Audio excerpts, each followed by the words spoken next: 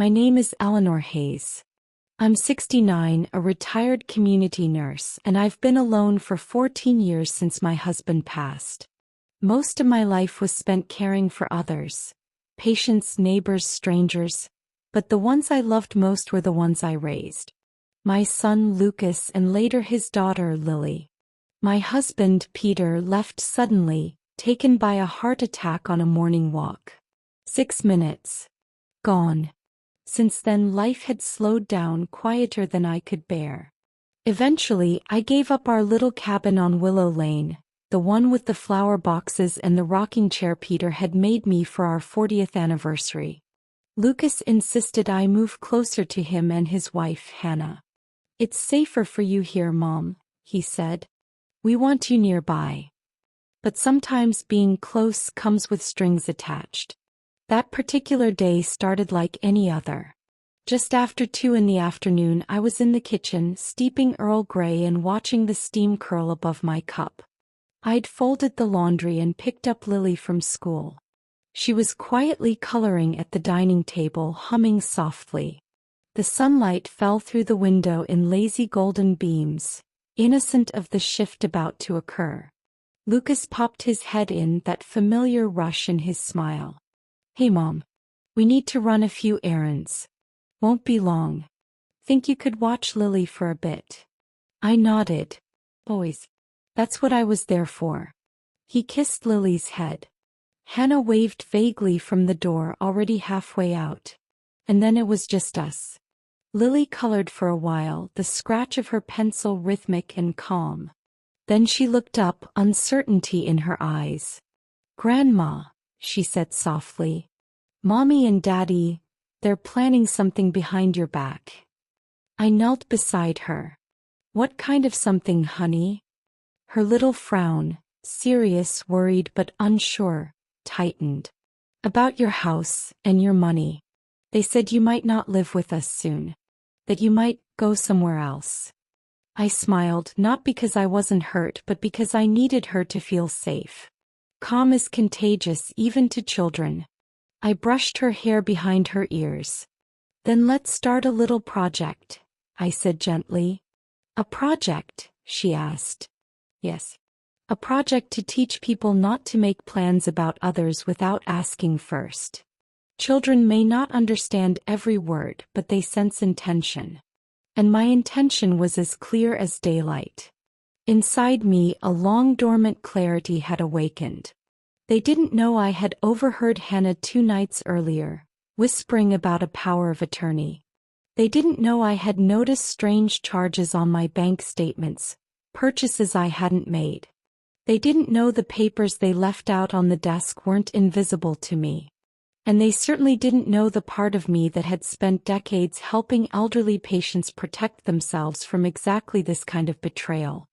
I poured my tea into an old thermos and tucked it into my bag, along with the blue folder I had been quietly preparing, bank statements, insurance copies, my original will, and my journal. Every detail, every conversation, every expression meticulously recorded. Peter used to say, "Eleanor, you remember too much." Perhaps I did, but sometimes remembering is survival. Taking Lily's hand, I told her we were heading to the corner cafe. In truth, we were meeting someone who knew how to help me write a very different kind of story. When Lucas and Hannah returned from their errands, the teacups still sat warm on the table. But I was no longer the Eleanor they thought they knew. And nothing, not the cabin, not the savings, not even the quiet they mistook for weakness, would be theirs to control. While they plotted behind my back, I had already begun preparing for the day I stopped turning mine. The thing about sudden deaths is that they give you no time for questions, no chance for a last word. Peter left the house at 6:42 that morning, taking his usual loop through the neighborhood park. 40 minutes, give or take. Routine. Predictable. Safe. I had just poured my first cup of coffee when the phone rang. I didn't recognize the number, but I answered anyway. The voice on the other end was calm, almost clinical. Cardiac arrest. No pulse when they arrived. No chance to revive him. The kettle took longer to boil than it did for my life to change forever. Peter Hayes, my husband of 44 years, was gone. I didn't cry at first. I remember that clearly. I folded the dish rag he left on the counter, rinsed his coffee mug, lined up his shoes by the door. I moved through the house like a woman keeping time to a song that had already ended. The funeral was quiet, just the way Peter would have wanted. Lucas spoke. So did the pastor. Lily, only 4 at the time, placed a tiny daisy on the coffin and asked if Grandpa would visit her in her dreams. I said yes. Lies can be kind and sometimes necessary. The weeks that followed passed in fragments. The house, our home, had grown too still. I heard Peter everywhere. In the creak of the second stair, the whistle of the wind through the kitchen window, the rhythm of his toothbrush in the bathroom at night. None of it was real. Grief can echo louder than life itself. 4 months later, Lucas came by, bringing Lily and Hannah. They stayed for dinner, though Hannah barely touched her plate. After dessert, Lucas leaned back in his chair and said, "Mom, have you thought about selling the house?" I looked at him. The question wasn't surprising, but the timing felt off. "It's a lot to manage alone," he added, his voice gentle but insistent. "And with you out here all by yourself, what if something happened?" I stayed quiet, still holding my fork. "Lily would love having you close. You could stay with us. We'd help with everything. You wouldn't be alone anymore." The idea of not being alone tugged at me, though I didn't agree right then. Still, the seed had been planted. Loneliness has a way of making certain thoughts grow where you least expect them. I thought about the house. The house Peter and I bought the year he returned from the Navy. 2 bedrooms, wood siding, a fireplace he insisted on fixing himself. We raised Lucas there, hosted Thanksgivings, celebrated our 25th anniversary with plastic balloons over the porch. There was a dent in the kitchen floor from the day Peter dropped his toolbox the morning we discovered I was pregnant. A burn mark on the back deck from the time we tried to roast marshmallows and the wind had other plans. This house wasn't just wood and nails. It was a map of our life. But Lucas was right about one thing. It was too much for one person and the silence was exhausting. 2 weeks later, the for sale sign went up. The realtor called it a charming retirement gem. It sold in under a week. I watched the moving truck pull away, curtains drawn, but I could still picture the window Peter had once painted blue. I carried only 1 box to Lucas's house. Inside were my Bible, a recipe book, a photo album, and the silver frame Peter gave me on our 40th anniversary. It showed us standing by the fence in the backyard, his arm around me, my face caught mid-laugh. That picture came with me. Wherever I went, it would remain on a mantel. At Lucas's, it ended up above the fake fireplace. Same frame, same smile, but in someone else's home it felt wrong. Hannah placed it there herself, saying it added warmth, without asking where I'd like it. No one did. I told myself I was overthinking. They meant well, they just didn't know how to ask. But when someone moves you into their house as a guest rather than family, you feel it. You notice doors closing a little too quietly behind you, conversations pausing when you enter, assurances of temporary that never clarify how long. So I tried. I cooked. I cleaned. I picked Lily up from school, helped her with homework, kissed her forehead each night. But somewhere along the way, I stopped being someone's wife and started being someone's burden. That silver frame, the one Peter had given me for our 40th anniversary, sat on the mantel like a witness to everything, as if he'd known what was coming long before I did. It didn't happen all at once. There was no confrontation, no yelling, no slammed doors or harsh words. That would have been easier in a strange way. At least then I would have known exactly what I was dealing with. No, the shift was quiet, subtle, like a slow tide you don't notice until you realize you've been carried somewhere you never intended to go. It started with the laundry. I was folding Lucas's socks one afternoon when I realized no one had asked me to do it. Not once. I had just begun because that's what I had always done, because that's what mothers do. But it didn't stop there. I cooked dinner most nights, cleaned up afterward, helped Lily with homework. Somewhere along the way, my role had quietly changed from guest to something else entirely. Only no one said a word. They simply let it happen. Hannah in particular had grown distant. Polite always, but cold in the way that made even her warm words feel sharp. She used to thank me when I watched Lily. Now she simply texted pickup times. And then there were the little things. The way she would say, "Oh, Eleanor probably doesn't want to go to book club tonight. She's been tired." Or, "The church ladies called, but I told them you were resting. Hope that's okay." I hadn't said I was tired. I hadn't said I was resting. I had been erased. At first I made excuses for her. He's busy. Overwhelmed. Maybe she didn't mean anything by it. But it kept happening. Church stopped calling. Neighborhood events went by without invitations. It was as if someone had quietly closed the door on the world I used to know and locked it from the outside. One Thursday evening I overheard something that froze me in place. I was walking down the hall toward the kitchen when the door to Lucas and Hannah's office cracked open. Their voices were low but clear. "If Mom signs the property transfer while she's still sharp, it'll be cleaner," Lucas said.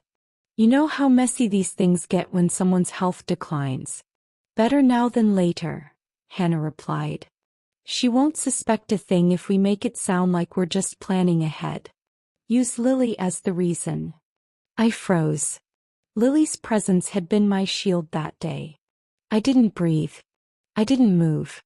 I just listened as their words wrapped around my chest like a tightening belt. Slowly I backed away from the door. The hallway felt colder than it had seconds before. I didn't speak that night, or the next. I kept folding laundry, stirring soup, reading stories to Lily. But I started keeping a record. A small notebook in my room. I wrote everything down. Times, dates, phrases, subtle shifts in tone. Even the way Hannah started correcting Lily when she called me grandma. "Just call her Ellie," she said one day like I was a cartoon sidekick and grandma was too old, too real, too inconvenient. I smiled through it all because that's what they expected. That I would smile, that I wouldn't question, that I would remain grateful for the generosity of being allowed a room in their house. But they were wrong about me. Peter used to say I had a quiet grit, a strength that didn't need to shout to be seen. And he was right. I was listening, watching, preparing. They were busy making their plans, but so was I. When the time came, I wouldn't need to argue. I wouldn't raise my voice. I would simply stand. And everything would change. Lily was the light in that house. Even as the space grew colder with each passing week, she stayed warm, untouched by the adult silence swirling around her. She was 7 then, quietly perceptive, the kind of child who noticed everything without interrupting. She had Lucas's eyes, but her heart was soft, wide open, always reaching for connection. Every morning she would tiptoe into my room in her socks and crawl under the blanket beside me. Sometimes we'd just lie there, staring at the ceiling. Sometimes she'd ask questions that made me pause, questions that reminded me why I needed to keep watching, keep waiting, and keep my strength intact. "Grandma, did you have a favorite color when you were little? Did Grandpa know how to make pancakes? Do clouds ever get tired from holding all the rain?" And one morning, out of nowhere, Lily whispered, "You're the only one who always has time for me." I didn't answer at first. I just held her tighter because a 7-year-old saying something like that breaks open parts of you you didn't know were soft. Children don't understand time the way adults do. They understand presence, attention, being chosen. And in that house full of planners, deadlines, and hushed conversations, I was the only one who slowed down enough to truly hear her. I kept all her little notes, the drawings, the paper crowns she made for me when I was queen of the reading corner. But there was one drawing that changed something inside me, though not in the way Lily intended. It was a Thursday afternoon. Rain had kept us inside. Lily had spent most of the day at the kitchen table, crayons scattered across the surface like confetti. She worked for nearly an hour in deep concentration, then ran to me, eyes shining with pride. "I made something for you," she said. It was a family portrait. Crayon figures, 5 in total. Lucas, Hannah, Lily, their cat Pickles, and me. They stood in front of the house, smiling wide, hands outstretched, bright clothes. And then there was me, a tiny figure off to the side, smaller than the cat. My gray curls were there, my smile, my teacup. But I wasn't part of the center. Not really. I thanked her, praised the colors, the details, even the necklace she remembered to draw. But the picture stayed with me long after she skipped away. Later that night, when the house was quiet, I studied it again. Lily had drawn exactly what she saw. In her world, I wasn't central. I wasn't part of the story the way the others were. I was the helper, the watcher, the tea maker, present but peripheral. She hadn't meant to hurt me. He probably thought she was honoring me, giving me my own little space. But the drawing cut deeper than any argument ever could. It wasn't just paper. It was a mirror. And in that mirror I saw myself as I'd become, reduced, repositioned, resized. Not just in Lily's eyes but in everyone else's, and worst of all in my own. I had allowed it to happen little by little, in the name of love, in the name of sacrifice, in the name of being helpful. But love shouldn't make you disappear. That night I placed the drawing in the drawer beside my bed, not to forget but to remember. To remember how even the most innocent reflections can reveal truths we've been avoiding. Lily still crawled into bed the next morning, still asked about clouds, pancakes, and favorite colors. But I answered her differently now, with more care, more pause, because once you've seen something, you can't unsee it. It happened on a Tuesday. The sky was overcast, the kind of gray that seeped into everything. The windows, the walls, even behind your eyes. I was pouring tea, our usual afternoon ritual. 2 cups, one for me, one for Lily, sweetened with a splash of milk and a little honey. She sat at the table drawing again, legs swinging under the chair, focused and content. Lucas came in from the hallway, car keys in hand. "We've got a couple of errands," he said, flashing that familiar smile. It didn't quite reach his eyes. "Shouldn't be too long. Mom, think you can hang out with Lily a little longer?" "Of course," I said, setting down the sugar spoon. Hannah followed behind him, adjusting her coat collar, phone pressed to her ear. He gave me a quick wave without looking up. "Bye, Mommy." "Bye, Daddy," Lily said, barely glancing up. And then it was quiet again. I returned to the kitchen to grab the teapot. As I poured, Lily's small voice spoke behind me, careful, deliberate. "They're making plans behind your back." I stopped mid-pour, not from shock but from pause. The tea had covered the first few words, but the silence that followed pressed down heavy. I turned slowly. She was still drawing, head bent over the paper, absorbed as if she hadn't just opened a door I wasn't yet ready to step through. "What did you say, sweetheart?"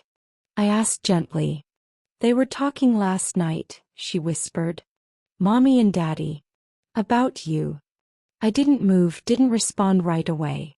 I just held her closer. And in that quiet moment I realized that what Lily had seen, the invisible shifts, the whispered plans, the erasure of my presence, was no longer invisible to me. They didn't know I was still awake. What were they talking about? I asked softly. Lily hesitated, fingers tracing the edge of her coloring page. "They said something about your house, and the bank. Daddy said it would be easier if you signed something before you got too old. Mommy said it would make everything move faster." I nodded slowly, setting the teapot down on the counter. Then I picked up my cup and took a long sip. I didn't ask more. Not because I didn't want to know, because I already did. They were making plans. I'd felt it in the way they glanced at each other during dinner, the way conversations paused when I entered the room, the way Hannah had once left a real estate brochure open on the kitchen counter, folded to a page about intergenerational asset planning. But hearing it from Lily in that pure, unfiltered voice only children possess made it real. "They're making plans behind your back," she said again, almost to herself. The words echoed in me, not just in my ears but in my bones. I smiled at her. "Thank you for telling me, baby," I said. She nodded, satisfied, and returned to her coloring. Once she was absorbed again, I stood and walked to my bedroom. Quietly, calmly, I pulled my laptop from under the bed, the place I kept it when I didn't want Hannah tidying things out of sight. I logged into my online bank account. The balance was as expected, but something felt off. I clicked through the last 3 months of statements. Transfers. Small at first, then larger, all pending authorization, all routed to joint accounts I hadn't approved. I opened one note labeled Property Transfer Legal Consult $1,000, sent to a local firm I didn't recognize. I typed the firm's name into a search engine. The website loaded. Estate Law and Title Consulting. And there it was under Recent Clients, a testimonial from Hannah's LinkedIn profile dated just a week earlier. My heart didn't race. My hands didn't shake. I just stared, letting the truth settle over me like dust. This wasn't some distant possibility. They weren't thinking about talking to me. They were already acting. Making decisions. Drawing lines. Spending money.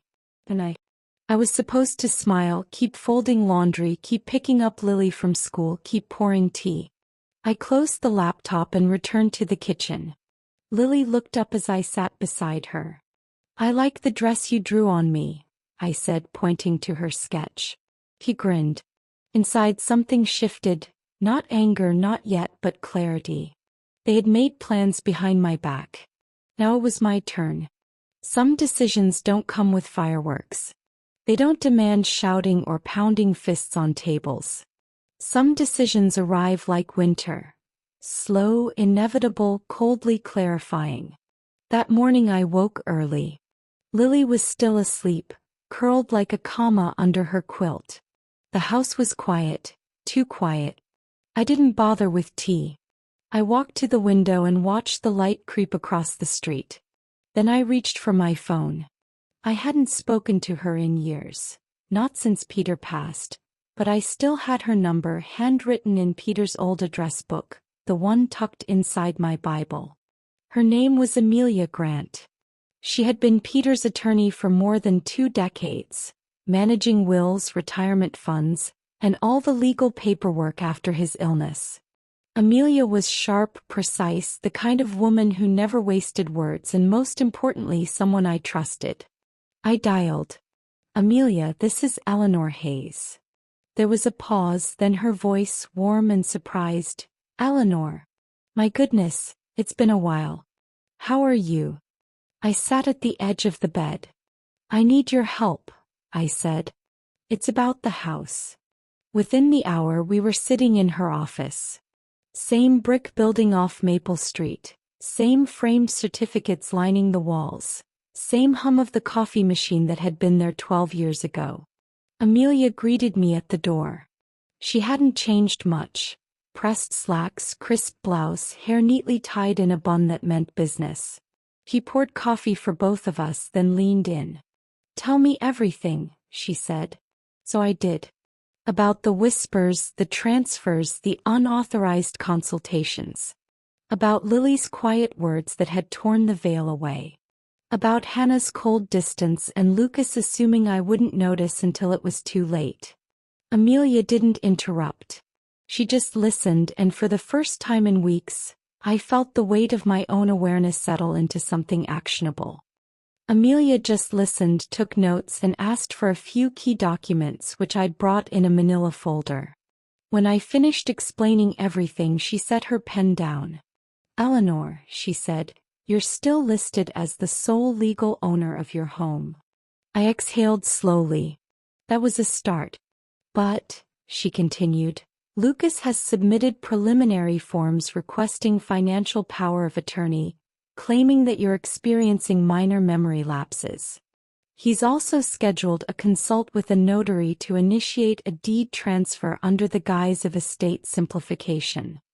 My fingers curled around the edge of the folder. I wasn't angry, at least not outwardly, but inside a calm settled over me, a kind of clarity that didn't shake. "And the accounts?" I asked quietly. Amelia nodded.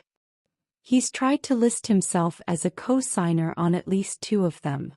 Eleanor, if you hadn't come to me now, he might have succeeded by next month." That was enough. I didn't need more confirmation. I had seen everything I needed to see. "Then let's stop this," I said. Quite steady. "Today." Amelia smiled. It wasn't unkind, but it was fierce. "That's what I like to hear." Over the next 3 hours we worked through everything methodically. First, we revoked Lucas's pending power of attorney application. Then I transferred all my savings and retirement accounts to a new bank, one neither Lucas nor Hannah knew existed. Finally, we drafted a new will, one that reflected not just legal structure but the reality of my life now. I asked that every asset, every penny, every book on my shelf, be placed in a living trust for Lily, to be inherited only when she turned 25, with clauses to protect her, even from her own parents. Then I signed a formal statement of mental competency, witnessed by Amelia and 2 staff members, notarized on the spot. Amelia slid the last document into her folder. "It's done," she said. "They can't touch you now." I didn't smile. I didn't cry. I just breathed. For the first time in months I could breathe. Before leaving, I walked to the window of her office. The streets outside looked just as they had when Peter and I used to park out front during appointments. I thought of him, what he might say if he could see all of this. Proud? Heartbroken? Maybe both. Amelia touched my shoulder gently. "You did the right thing, Eleanor." I nodded. "I know." As I stepped outside into the early afternoon light, I didn't feel victorious. I felt ready. They had made plans behind my back, but now I had one of my own. The pen felt heavier than it should have, not in weight but in meaning. Amelia laid the final version of the new will in front of me. The pages were crisp, fresh, unburdened by assumptions. I ran my fingers over the cover as if touching the future, Lily's future. "Whenever you're ready, Eleanor," Amelia said gently. "There's no pressure." I nodded. This document undid the previous version completely. I remembered that first will vividly. Peter and I had drafted it together years ago. Back then, Lucas was still the son we believed in. He was raising a family, building a career, saying the right things. Lily hadn't even been born. We had no reason to doubt, no reason to think the child we raised with all our love would one day see us as stepping stones to his own comfort. That will had left everything to Lucas. The house, the pension, the savings, even the books Peter loved so much. We had assumed he would care. We had assumed wrong. A strange calm filled me as I looked down at the new document. Amelia explained that this trust would hold all my assets. The house, bank accounts, mutual funds. Everything would be in the name of the Hayes Family Trust. I was the current trustee until I passed, and then the sole beneficiary would be Lily Hayes. "And no one else?" I asked, needing to hear it aloud. "No one," Amelia confirmed. "Nothing goes to Lucas, Hannah, or anyone else. Lily receives everything when she turns 25, unless you choose to amend it again." I signed the first page, then the second, then the third. As I did, I felt something release inside me, a weight I hadn't even realized I had been carrying. It felt like untying a knot that had been buried under years of justifying what could no longer be justified. I wasn't acting out of spite. I wasn't seeking revenge. I was acting because love sometimes needs a backbone. Protection becomes the only form of love left to give. Lily was still small, still unaware of the web quietly spun around her. But one day she would see it all. And on that day I didn't want her to feel abandoned. I wanted her to know that someone had seen the shadows creeping in and lit a match in the dark. Amelia pushed one last page toward me. A handwritten letter I had asked her to attach to the trust. For Lily, I whispered softly, more to myself than to her. The letter wasn't long. It didn't blame. It didn't accuse. It simply told her the truth. That life is often complicated, family isn't always fair, and that she, Lily, was always the light I chose to walk toward and never, not for a single moment, forgotten. I sealed the envelope, signed the back, and placed it carefully into the folder with everything else. Amelia gathered the documents. "You've done something important today," she said. "You've given her a chance." I stood, knees aching slightly, a gentle reminder that time moves forward with or without consent. Before leaving, I looked around the office one last time. The same office where Peter and I had sat together as a team, dreaming of what we could leave behind. Back then it had been about legacy. Now it was about protection. The afternoon air hit me briskly as I stepped outside. Leaves, crisp and golden, drifted down the street. I wrapped my coat tighter around me, watching a single leaf tumble across the sidewalk. My son had made his choices. I had made mine. He had chosen entitlement. I had chosen preservation. He saw my life as something to inherit. I saw Lily's life as something to shield.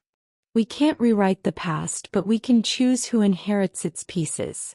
And this time I chose her. The roast was in the oven.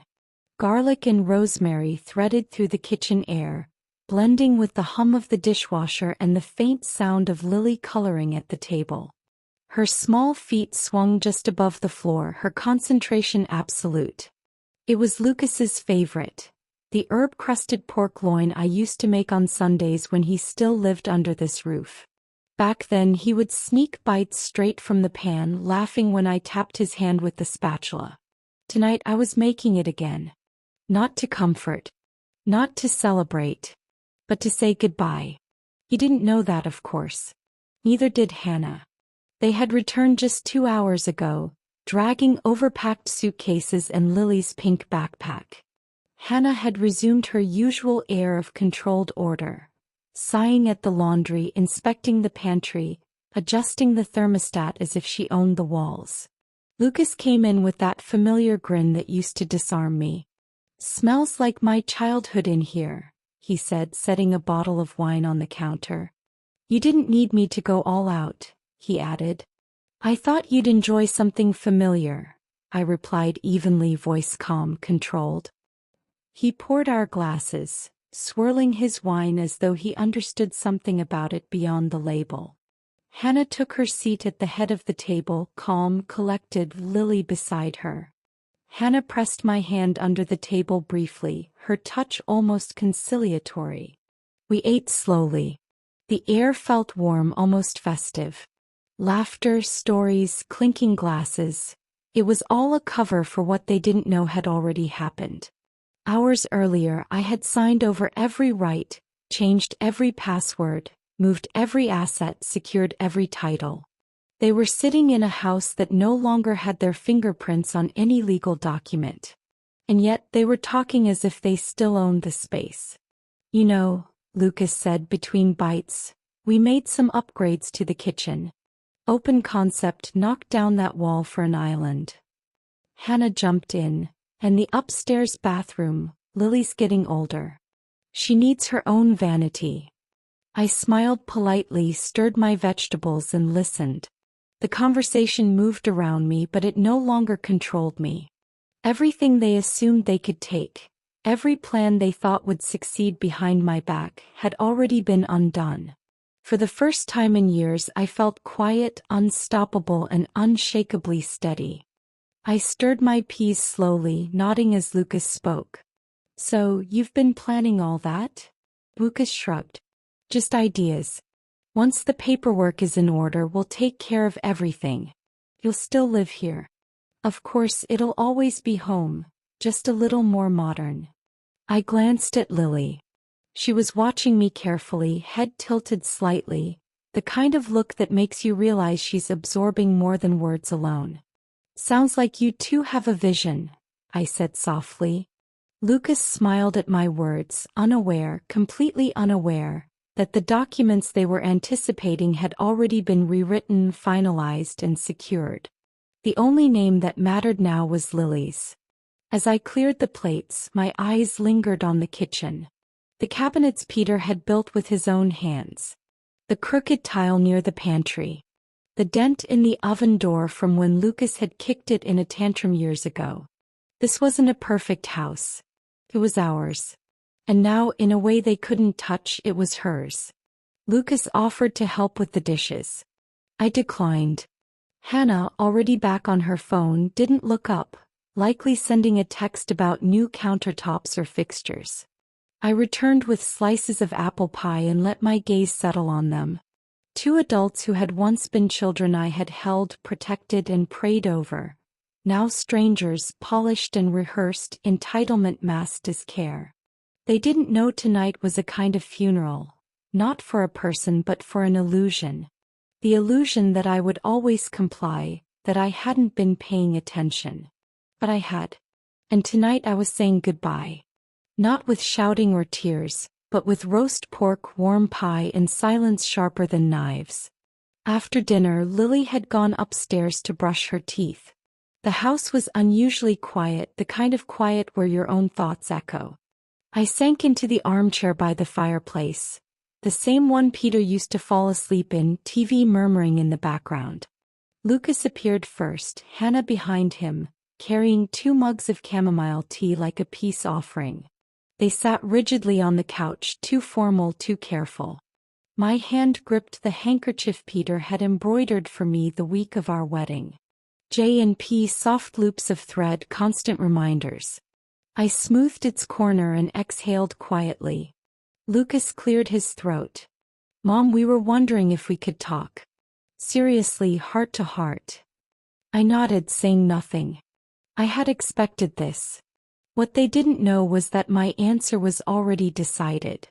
He glanced at Hannah, who gave him a little nod, the kind people give toddlers before they recite a poem. Then he turned back to me. "We've been thinking about your future," he began gently, the tone of someone about to sell comfort rather than truth. "Physically, financially, emotionally." I waited. Hannah leaned forward. "We feel that now, while you're still sharp and mobile, is the best time to take steps that'll protect you, give you peace of mind." "Steps," I repeated, tilting my head slightly. "Yes," Lucas said, "like finalizing the transfer of the house deed and the investment accounts. We can put them under both our names just to make sure everything's managed well. You'll still live here day to day, of course. Except everything would change," I added silently, though my voice remained calm. Hannah's hands clasped tightly in front of her, like she was at a job interview. "I know it sounds like a lot, but this way you'll never have to worry. If something happens, we can act immediately. No courts, no confusion." They were rehearsed. Every word measured. Lucas reached into his pocket and produced a folded envelope. "These are just preliminary documents," he said. "Nothing binding. We wanted you to see our plans, show good faith." I lowered my gaze to the handkerchief again. Peter had stitched that on a Wednesday night while sitting at the kitchen table, grumbling at a pricked thumb, smiling anyway. It had traveled with me to the hospital when Lily was born, had been tucked into my purse at Peter's funeral. And now it was in my hand. "Steady. Come." I looked up at Lucas. "You've thought about my future?" I asked gently. He nodded. I smiled quietly, letting the weight of years settle behind my eyes. Yes, they had made plans. And yes, I had already made mine. "We just want what's best for you, Mom," Hannah said again, her tone syrupy with practiced concern. "Of course, always." I smiled faintly, then folded the handkerchief Peter had stitched for me and placed it carefully on the armrest beside me. "I've thought about my future too," I said quietly. Lucas smiled, assuming victory. Oh, and what have you decided? I looked at them, at their expectant faces, the polite masks they wore, the hunger behind their concern, and spoke in a voice as steady and cold as the winter night when Peter had proposed. My future doesn't include either of you. The room froze. Lucas blinked, uncertain. What? I stood slowly, deliberately. Don't worry about the paperwork. The house, the accounts, the estate, they're already taken care of. Hannah's smile faltered. Wait, what do you mean? I walked to the mantel and placed the folded handkerchief beside Peter's photo. It means the conversation you came here to have is already outdated. Lucas rose, his voice rising. You're making a mistake. You can't just. I can, I said, turning to face him fully. And I did. For once, I didn't wait for permission. I didn't wait for approval. I acted to protect myself, to protect what mattered. Hannah's voice sharpened. This isn't rational. I tilted my head slowly. Neither is betrayal. The next morning I called Lucas and Hannah and asked them to be home by 4. I just need a little time, I said softly. Some documents I'd like to go over. They hesitated, exchanged a quick glance, then nodded. By 3:30 I had everything laid out on the dining table. The same table Peter and I had celebrated birthdays, holidays, and countless small triumphs. Folders stacked neatly, each labeled, each clipped. At the head of the table I placed a cup of herbal tea for Amelia. At 3:50 her car pulled up. Amelia Grant stepped out, impeccably dressed in her tailored gray slacks, radiating the calm authority she always did. Lucas opened the door and froze. Amelia. His voice cracked slightly. Hello, Lucas, she said professionally. Eleanor invited me. Hannah appeared behind him, frozen in place. I greeted Amelia with a warm hug. Thank you for coming, dear. She smiled. Always composed, always precise. We sat. Lucas remained standing, his eyes darting toward the folders.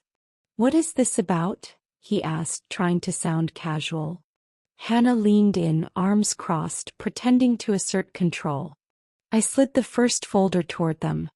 Let's start here. Lucas picked it up reluctantly. As he skimmed, the color drained from his face.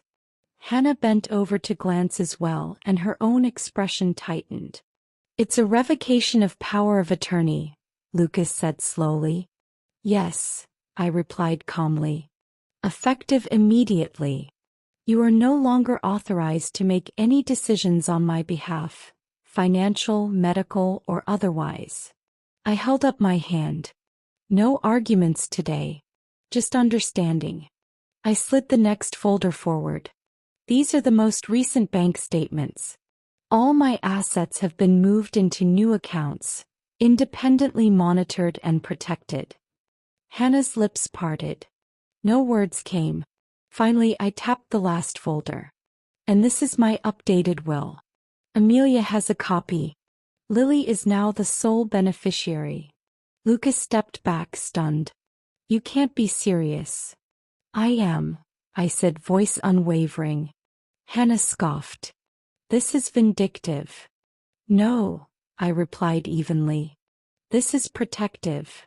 Amelia finally spoke. We've also compiled a detailed record of the last 6 months. Phone recordings, bank transfers, text messages, requests for large sums, some under emotional duress. Lucas clenched his jaw. You've been spying on us, he said, voice low and sharp.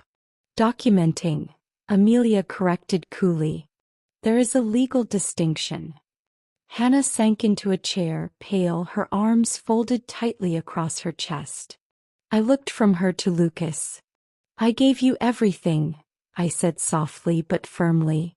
Time, trust, peace of mind. And you used it to isolate me, control my life. You've overstepped. You're overreacting, Lucas muttered. No, Amelia said firmly. You've been exploiting Eleanor. The law is very clear about financial abuse of an elder. They were silent. Amelia continued, "We are not pressing charges at this time. But any further coercion, threats, or attempts to manipulate will be met with full legal action." Lucas looked at me, eyes wide with a mixture of shock and betrayal. Hannah whispered almost defensively, "You think we're monsters?" I smiled faintly, calm as the dawn. "Not monsters. Just human. But I will not allow anyone to play with my life, or Lily's, any longer." The air in the room shifted, heavier now with understanding, fear, and the quiet finality of a woman who had finally stood for herself. I met their gazes evenly. "I think you've lost your way, and I won't let your path pull me down with it." I stood, feeling the weight of the house beneath my hands. The one Peter had built, the one where Lily had taken her first tentative steps, where every corner held a memory. This wasn't a nest to be plundered. It was a legacy, and I would protect it. Amelia stood beside me, steady and unyielding. Lucas looked at the dining table as if the wood grain might offer him an escape. Hannah buried her face in her hands, silent. I picked up Peter's photo from the mantel, holding it for a moment. "I'm not doing this out of anger," I said quietly. "I'm doing this out of love. For myself, for the woman your father loved, and for the little girl upstairs who still believes families should be safe." Amelia opened her folder slightly, a signal that the meeting was over from her side. Lucas slammed his fist against the edge of the table. "This is unbelievable." His voice cracked, raw with fury. "You're kicking us out of our own home." Hannah gasped, covering her mouth, eyes wide with disbelief. "This isn't your house," I said softly but firmly. "It never was." Lucas stepped closer. "So what? You just decided to humiliate us after everything we've done for you? After everything we've done to you?" I corrected him, locking eyes with him. "Not for me. For Lily." Hannah burst into tears, clinging to Lucas's arm. "Nathan, please, just stop." She turned to me, voice trembling. "Eleanor, we're sorry. We didn't mean to hurt you." I waited as her words spilled out, mascara streaking her cheeks, hands gesturing frantically. Lucas spoke next, voice tight. "We were drowning. I got into a deal that went south, lost almost 70,000, and the credit card debt piled up. We thought we were protecting you," I said gently. "You saw me as the easiest fix. We were trying to keep you safe." Lucas insisted. "Yes," Hannah added quickly. "That's all it was. We just didn't want you to fall into the wrong hands." I shook my head. "The only hands reaching into my life were yours." Silence fell. I walked to the fireplace and picked up Lily's drawing from the mantel. A crayon sun, a stick figure grandma, a house with a red roof. I held it for them to see. "She sees this is my home," I said quietly. "The place where I read stories, plant tomatoes, love her. But somewhere along the way you too turned it into a vault." Lucas's voice cracked. "You don't understand. We were drowning." "I do," I said calmly, "more than you know." Hannah stepped forward, desperation etched into every line of her face. "We weren't trying to hurt you. We were trying to survive." "I'm not unsympathetic," I said. "But sympathy isn't permission. You don't get to cross boundaries and then beg forgiveness while still standing on the wrong side of them." Lucas's fists clenched. "So this is it? You're throwing us out just like that?" I shook my head. "No. I'm not throwing you out." Hannah looked confused. I set Lily's drawing gently back on the mantel. "I'm simply telling you the truth. This house belongs to me. The money you relied on is no longer yours to touch. The access you once had is gone." Hannah whispered, trembling. "But where are we supposed to go?" "I don't know," I replied. "That's for you to figure out. The same way I learned to survive after Peter died. After raising you. After living alone in this house with nothing but creaking floors and fading photographs. Lucas sat down suddenly, the weight of everything finally catching him. We didn't mean to become people who used you. But you did, I said, clear and calm. I took a breath. You're not being punished. You're simply no longer being enabled. Hannah wiped her face, sniffling. I kept telling him to stop asking you for more. I felt so guilty every time you gave. I nodded. Then this is your moment to start looking again. Eyes up. No more hiding behind sweet words and empty apologies. Lucas looked at me quietly. So, what happens next? You have 24 hours to make arrangements, I said. Amelia has advised a peaceful transition. No need for police. Locks will change. Passwords are already updated. He looked down, the weight of reality pressing on him. I walked to the dining table, cradled the last untouched cup of tea in my hands and said softly, "You're not being kicked out. You're just being asked to let go. You're simply no longer welcome to treat me like an ATM in my own home." They didn't argue. For the first time in months, maybe years, there was silence. Not the tense silence that stretches thin with unspoken words, but the kind that follows truth. I didn't leave in anger. I left in quiet. The kind of quiet that doesn't slam doors or echo through empty hallways, the kind that breathes. It took me 4 days to pack. Not because I had too much, but because years of giving and sacrificing had stripped me down to the essentials. A few books, my mother's china set, letters from Peter, and a faded photograph of Lily in her sunflower dress. I didn't announce my move. No drama, no notes left behind. I quietly rented a small apartment about 8 blocks from Lily's school. 1 bedroom, a tiny balcony, a kitchen that smelled faintly of old lemons and wood polish. It was nothing like the big house with polished oak floors and a fireplace that hadn't been lit in years. But it was mine. And for the first time in a very long time, so was my peace. The night before I left, I sat in the garden one last time. Moonlight washed over the roses I had planted with my own hands. For a moment, I let myself grieve, not just for the home but for the dreams I had attached to it. Growing old, surrounded by warmth, being seen, being loved without compromise. But grief doesn't get the final word. Freedom does. The next morning, I brewed a single cup of tea, scattered crumbs for the birds at the kitchen window, and rolled my suitcase through the hallway. Each turn of the wheels punctuated a sentence I had been afraid to finish. The sun hadn't fully risen. Lucas and Hannah were still asleep or pretending to be. I didn't care. I left the keys on the marble counter, the same counter where they once asked me to co-sign a mortgage. I locked the door one last time and stepped outside. The air was crisp, not a chill but a cleansing breath. People think leaving is hard. It isn't. Staying when your soul is begging you to leave, that is hard. As the taxi pulled away, I looked back, not with regret, but with one final glance for the woman I had been in that house. The woman who gave endlessly because she thought love required sacrifice. I now know better. Real love doesn't demand your disappearance. Sees you. It holds you. Keeps you whole. The driver didn't ask questions, just nodded when I handed him the address. "Starting fresh, huh?" he said. I smiled. Something like that. The ride was quiet. My thoughts drifted between past and present, loss and liberation. I thought of Lily, how she had whispered truths adults ignored. I thought of Peter, how he always said, "When people show you who they are, believe them the first time." And I thought of myself, a woman older now, silver in her hair, her heart broken, reshaped and reclaiming itself.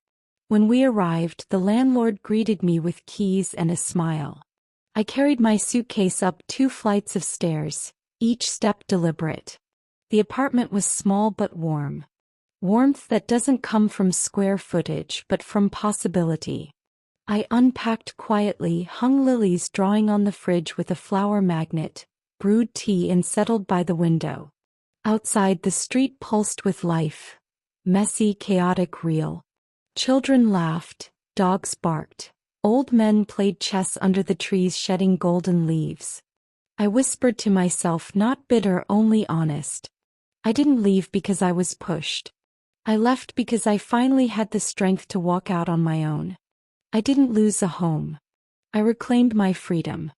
In that stillness, I realized I wasn't merely surviving anymore.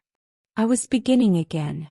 The apartment had no polished floors or marble counters, but it had light, silence, and a window that opened onto life. I chose soft green curtains, the color of hope. It wasn't grand. It wasn't perfect. But it was mine. And it was enough. I filled my apartment with secondhand treasures.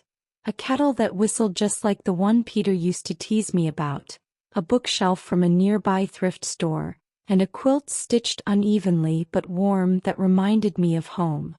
I let myself sit still, breathe, and simply exist without being needed. At first it felt strange. For decades, my life had revolved around others.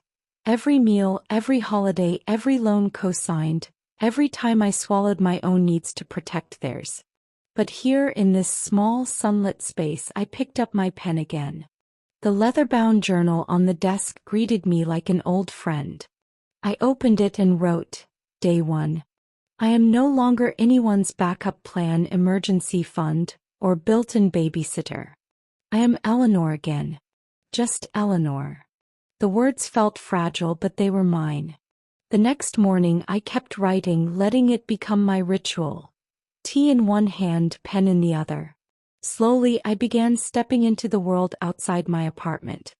Near the park, the senior center offered a watercolor class. I paused at the doorway, hesitant, until a quiet voice inside me whispered, You left your prison. Don't be afraid to live free. So I stepped in. The instructor, a woman with a messy ponytail and red glasses, welcomed me like I'd always belonged. I sat next to George, who painted blurry boats and told endless stories that ended with jokes. I wasn't skilled yet, but I loved the brush against paper, the way color moved without permission, the freedom of creating without needing perfection. I was learning to make again, not just fix. One Thursday, wandering into the local library, I smelled the comforting scent of old books and warmth. I browsed memoirs when a gentle voice spoke behind me. First time here? I turned. An older woman, tote bag brimming with paperbacks, eyes full of storms and sunshine, smiled. Yes. I just moved nearby. I'm Claire, she said. We have a book circle on Saturdays. Stories, tea, and debates about character arcs. Nothing fancy. Something about her presence anchored me. I nodded. That sounds lovely. She tilted her head. You look like someone who's just come through something. I hesitated, then whispered, I suppose I have. She didn't press. She just nodded softly. You're not alone. More women than you think rebuild their lives after being told their value expired. I joined the circle that Saturday. They welcomed me with a mismatched teacup and a creaking chair. We discussed a novel about a woman who left everything behind to live by the sea. Halfway through, Claire shared her story, raising 4 kids, giving up her career, caring for a dying husband for 6 years. One day, her eldest son asked her to sign the house over temporarily for a business deal. He never returned it.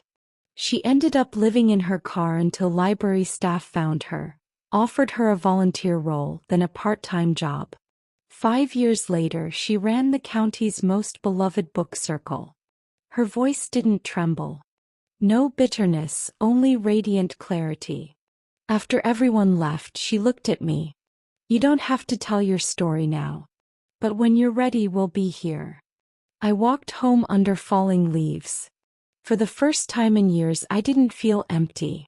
I felt rooted, seen, safe. I wasn't merely surviving, I was becoming. A few mornings later, my phone lit up.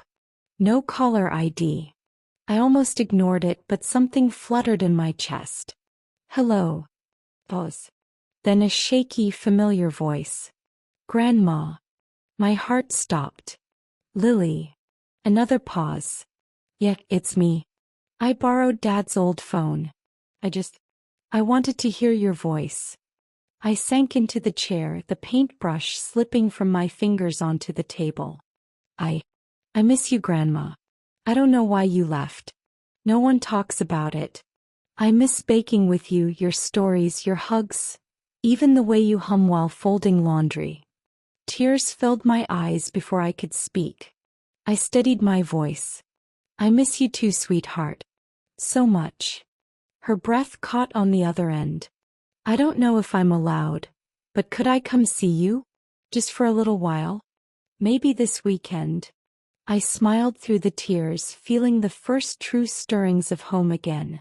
Not a house, but the warmth of connection. My breath caught. The apartment, once so silent and bare, seemed to inhale sunlight for the first time. Yes, I whispered. Yes, Lily. I'd love that more than anything. We ended the call with soft I love yous lingering careful. I sat for a long moment, staring at the soft green curtains that danced in the morning breeze. For the first time in weeks I felt needed. Saturday arrived wrapped in gold. The park outside shimmered in late autumn light, and I made sure everything was ready. Fluffy pancakes stacked neatly, her favorite pink mug rinsed and waiting by the kettle, the quilt folded perfectly on the couch. At exactly 10:03 there was a soft knock. I opened the door. Lily stood there, a little taller, curls wilder than I remembered, but her hazel eyes still bright and curious. For a moment neither of us spoke. Then she dropped her backpack and ran into my arms. I missed you so much, she murmured, her voice muffled against my cardigan. I missed you too, sweetheart, I whispered, holding her as tightly as I could. The morning unfolded like a dream. We baked chocolate chip cookies just as we had when she was little. She cracked eggs with one tiny shell mishap, poured the vanilla, stirred the batter. Flour dusted our noses and giggles bounced off the walls of my small kitchen. Later we painted. I'd bought sketchbooks and watercolors earlier that week, and her eyes lit up when I pulled them out. Can we paint the park? She asked, brush poised like a wand. We settled by the window. She painted a tree with purple leaves. It's a magic tree, she explained. It only grows where people still love each other, even if they're far apart. I almost couldn't breathe. I smiled, holding back tears. I think I have one of those growing in my heart. Her grin was all the answer I needed. See? I told you it works. We had soup and grilled cheese for lunch, then curled up under the quilt with one of her favorite storybooks. Halfway through, she rested her head on my shoulder and fell asleep. I didn't move. I just listened to her breathing, the quiet settling into my chest, filling the empty spaces that had been hollow for far too long. That evening, as she packed up to leave, she hesitated at the door. Grandma, could I come again next weekend? I knelt to zip up her coat and looked into those soft hazel eyes. Always, sweetheart. My door is always open for you. She hugged me tightly. You're still my safe place. After she left, I went to the window. The sun dipped low, spilling golden light across the floor. In the park, a little girl chased pigeons. And for the first time in what felt like forever, I smiled. Not polite, not forced, but real. I was still someone's safe place. That was enough. Then the beige envelope arrived, plain and unassuming, my name typed in bold letters. Eleanor Hayes. It slid through the mail slot on a Thursday morning, carrying more weight than any bill or catalog. Inside was a formal complaint from Lucas, my son. He claimed my mind was failing, my decisions manipulated, my updated estate plans invalid. He demanded the old will restored. I read his words slowly, letting each one settle.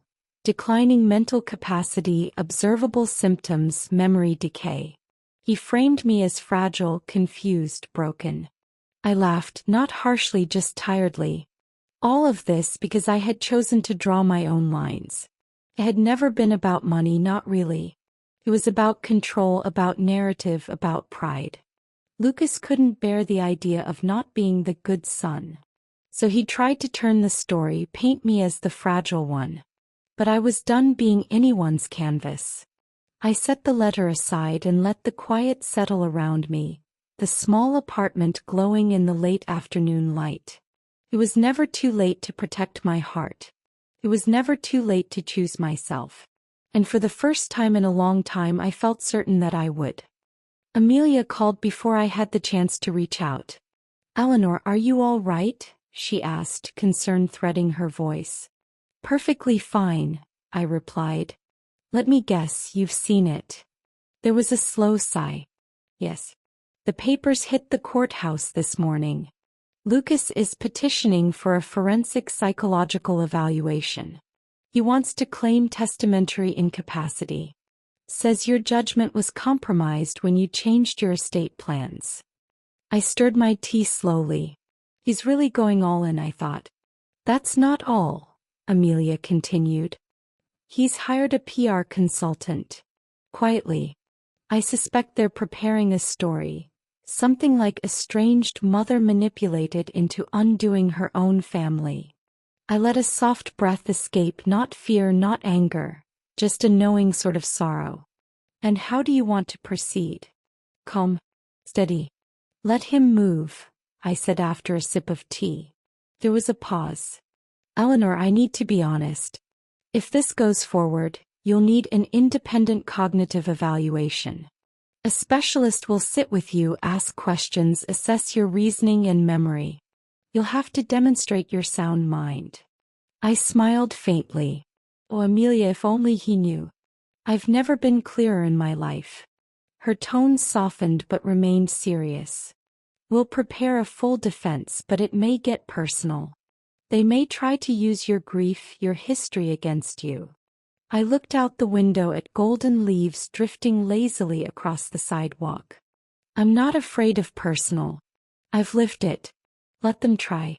They're painting a portrait I no longer inhabit. I'm drawing my own now, light, truth, and peace." A quiet moment passed.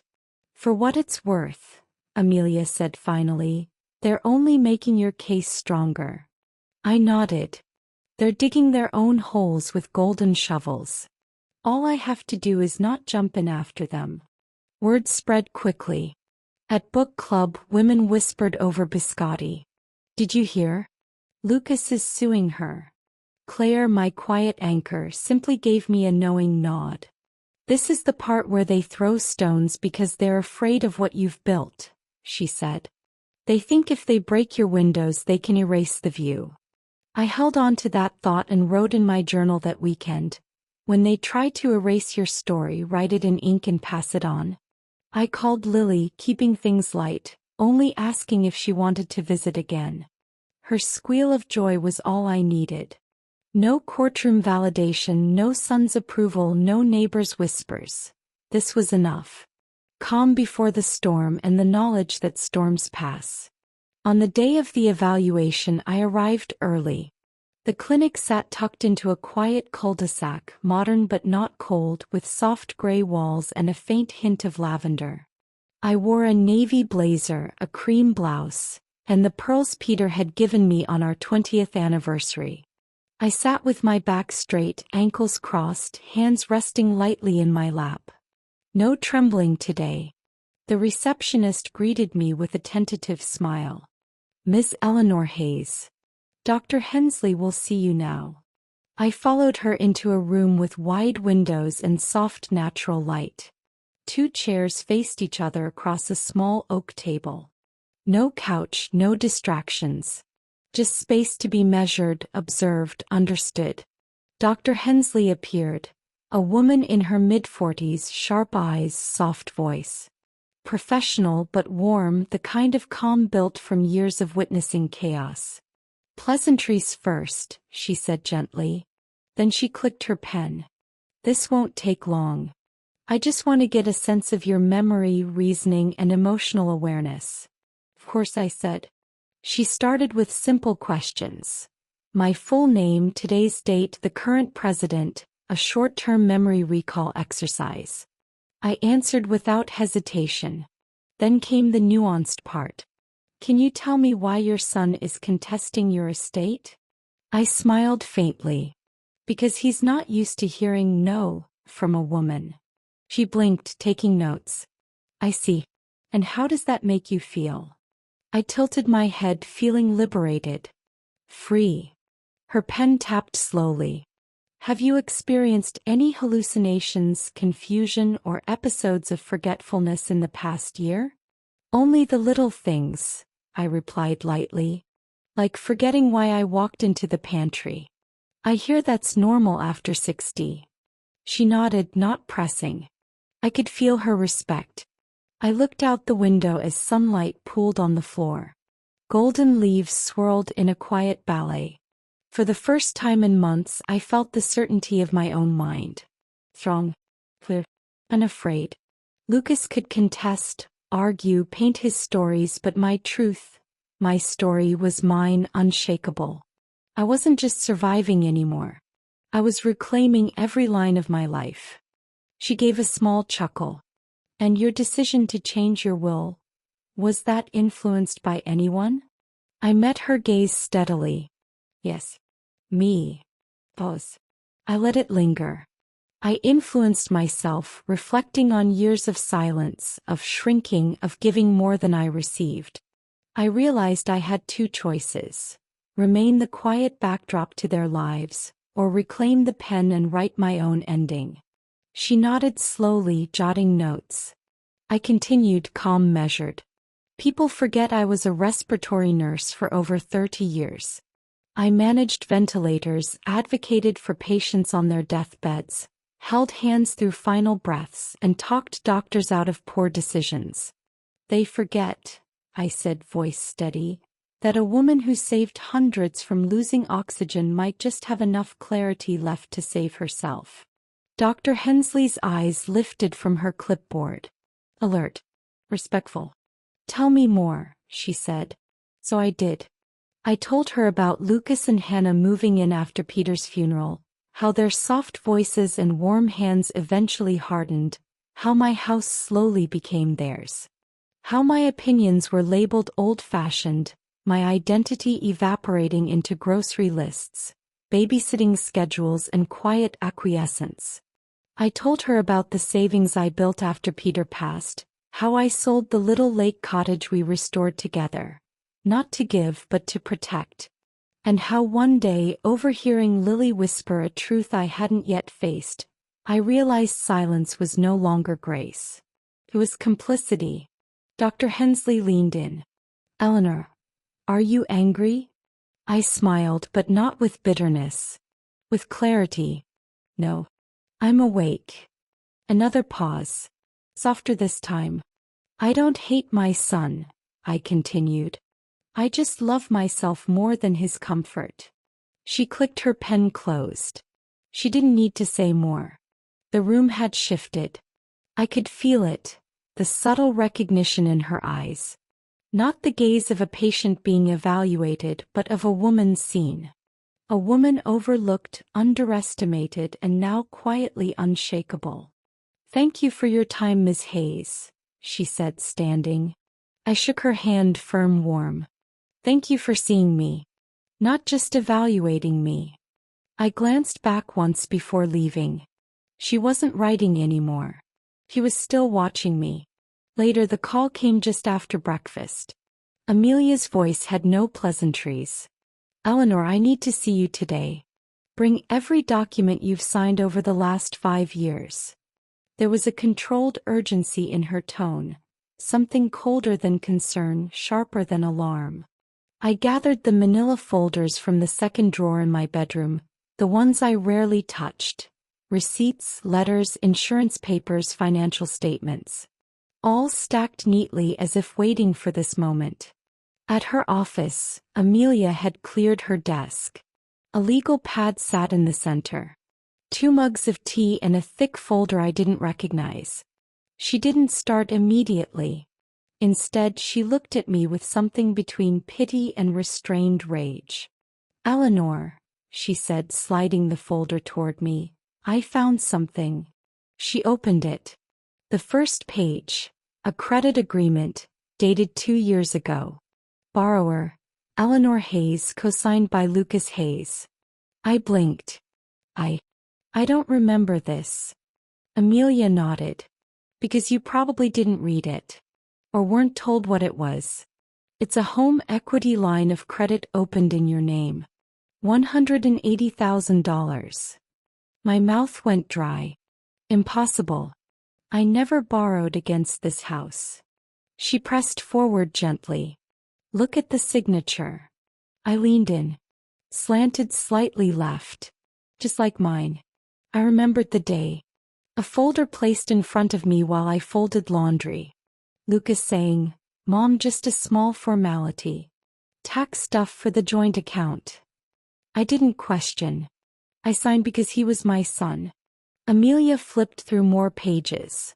Wire transfers, account changes, beneficiary modifications. All from the last 3 years. All in my name. How did I not know this?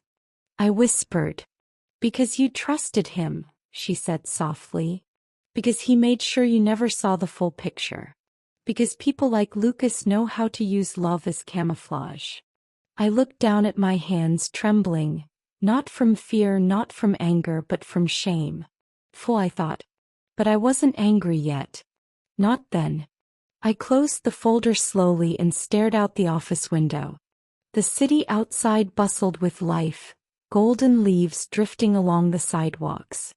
And in that quiet moment, I felt the faint, steady pulse of something I hadn't allowed myself in years. Clarity. I wasn't lost. I hadn't failed. I was awake. I remembered a morning 3 winters ago. Lucas had brought me pancakes, smiling too much, while Hannah chirped about some smart investment, and how this year would finally be our breakthrough. I had sat in my robe thinking I was still the matriarch when really, I had become the signature on every paper, the mark of consent without understanding. I exhaled slowly. "I'm not angry I trusted him," I said aloud. "I'm angry I believed trust could protect me." Amelia leaned forward. "There's more, Eleanor. Your retirement account, the one Peter set up for you in 2005, was partially liquidated 18 months ago. A total of $63,000 withdrawn in 4 increments. All legally signed by you." My jaw clenched. I didn't remember it, but I had. I thought back to that summer, Hannah handing me an iPad while I watched Lily chase butterflies in the garden. "Just tap here, Mom," she said. "It's for updating the utility billing address." I tapped. They watched. And I never asked. Silence filled the room, heavy and slow. I felt it then, that creeping betrayal, methodical, like ivy smothering a house, brick by brick, until nothing familiar remains. "Do you want to press charges?" Amelia asked finally. I shook my head. "No. Not yet." Her brow arched. "Why not?" "Because I want them to think I'm still in the dark," I said softly, a faint smile brushing my lips. "I want them to keep underestimating the woman they think is too gentle to fight back." Amelia studied me, quiet but unshaken. "What are you thinking right now, Eleanor?" I paused, then spoke slowly, deliberately. "I'm thinking about every document I signed without reading. Every time I assumed love meant honesty.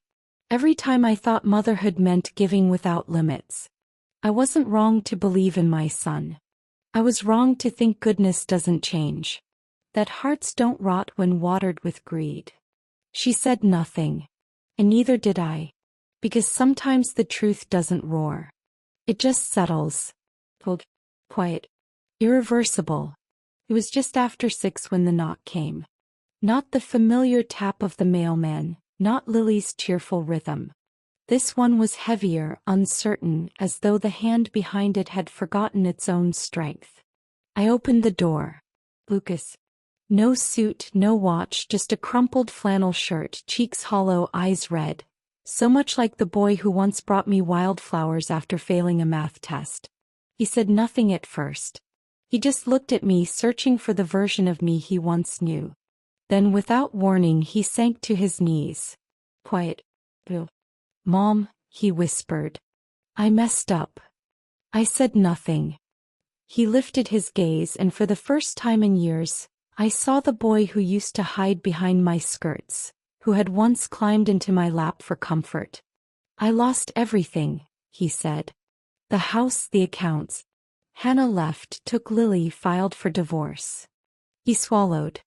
I didn't come here for money. I swear. I need to know if you still love me. I stayed still, hand resting on the door frame. Not ready to answer. Slowly I walked to the living room and he stayed where he was. I opened the glass cabinet and took out a photograph of Peter from our 40th anniversary. He stood in his navy blazer, smiling beside me in that golden rose garden we loved. I carried the frame to the armchair and sat, cradling it. Lucas remained by the doorway. I let the silence stretch. He needed to feel it to understand. Do I love you?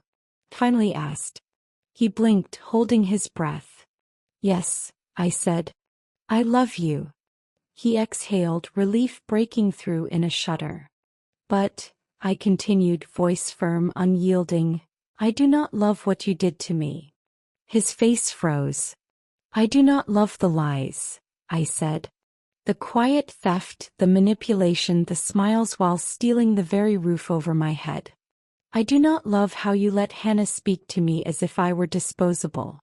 How you left me to recover alone after surgery like some stray animal. I looked down at Peter's photograph. I do not love that you used his death as an excuse to become someone he never raised you to be. Lucas dropped his head, unable to meet my eyes. But I do love you, I said again, softly, deliberately. Because love, the real kind, doesn't stop at betrayal. It's a choice. And today I choose to love the son I raised, even as I no longer condone the man you became.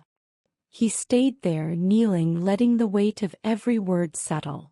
And for the first time I felt that quiet, unshakable strength that comes from truth. And I chose you the day you were born, I said softly. Then I paused. But I also choose myself now.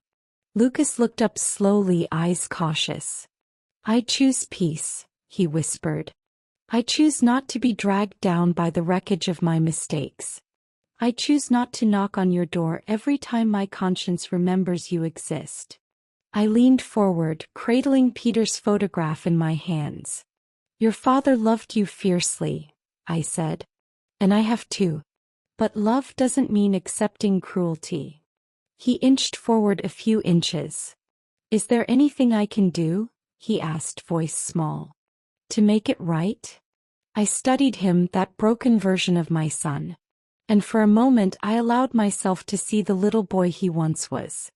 Forgiveness, I said, doesn't always come with a seat at the table. He nodded slowly, swallowing hard. I understand. I stood and walked toward him. He stayed kneeling, eyes downcast. I placed my hand on his shoulder for just a second, then stepped back and opened the door wider. He seemed to understand. He rose, steadied himself, and began to leave. Just before stepping off the porch, he turned back. Thank you, he said, for being honest. For still loving me even when I didn't deserve it. I didn't answer. Sometimes silence carries the kindest truth. Life outside the porch unfolded quietly. Not with fanfare, not with confrontation, but with the slow unraveling of consequences. Lucas lost his job 2 weeks later. His employer, unsettled by the news of past misdeeds, let him go with a discreet severance package and no recommendation. 3 days after that, Hannah filed for divorce. No theatrics, just a clean statement. Irreconcilable differences. The whispered truth among their friends was simpler. The money was gone.